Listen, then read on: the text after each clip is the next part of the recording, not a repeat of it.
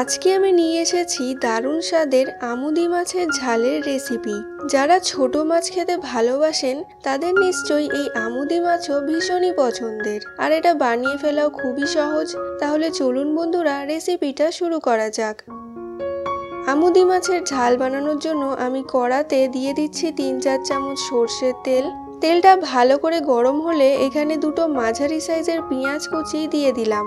পেঁয়াজটা একটু সময় ধরে ভেজে নিতে হবে।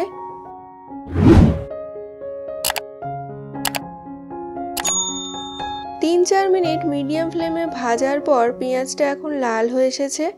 এবার দিয়ে দিচ্ছি 2 চামচ আদা রসুন বাটা, 2 চামচ কাঁচা লঙ্কা বাটা আর একটা বড় সাইজের টমেটো। আদা রসুনের কাঁচা গন্ধটা না যাওয়া অবধি ভালো করে ভেজে নিতে হবে। 2-3 মিনিট ভাজার পর টমেটোটা একটু নরম হয়ে এসেছে। এখন এর খোসাগুলো আমি বের করে দেব, কারণ এই খোসাগুলো কখনোই গলে না আর তরকারিতে মিশতেও চায় না। তাই খোসাগুলো এইভাবে বার করে দিয়ে এবার টমেটোটা ভালো করে মিশিয়ে নেব।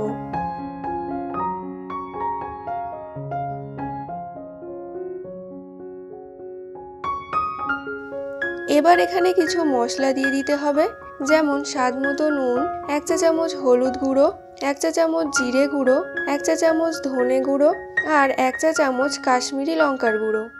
সমস্ত মশলাটা ভালো করে কষিয়ে নিতে হবে যতক্ষণ না এর থেকে তেলটা ছেড়ে আসছে। 2-3 মিনিট ভাজার পর মশলাটা এখন ভালোভাবে কষানো হয়ে গেছে। এবার আমুদি মাছগুলো দিয়ে দেব।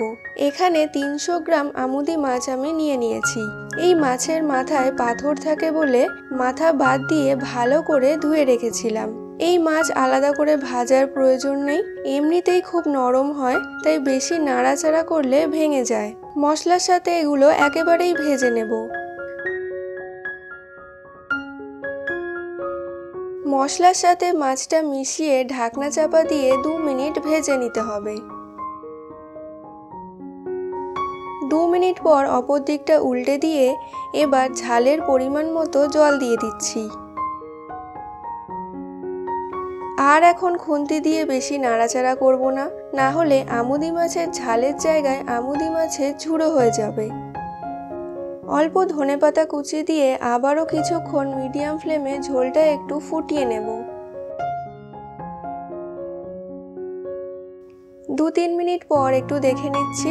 মাছগুলো দেখে ভেঙে গেছে মনে হলেও মাছগুলো কিন্তু আসলে ভাঙেনি, সব গোটাই আছে। তাহলে বন্ধুরা, আমাদের আজকের রেসিপি আমুদি মাছের ঝাল একদম তৈরি। এই আমুদি মাছের ঝাল কে কে খেতে ভালোবাসেন তা কমেন্ট করে অবশ্যই জানাবেন। রেসিপিটা ভালো লেগে থাকলে লাইক করবেন আর আমার চ্যানেলকে অবশ্যই সাবস্ক্রাইব করবেন এবং বেল আইকনটা ক্লিক করতে ভুলবেন না। তাহলে বন্ধুরা, আবার ফিরে আসবো অন্য একটি ঘরোয়া রেসিপি নিয়ে। সকলে সুস্থ থাকবেন আর সঙ্গে থাকবেন। ধন্যবাদ।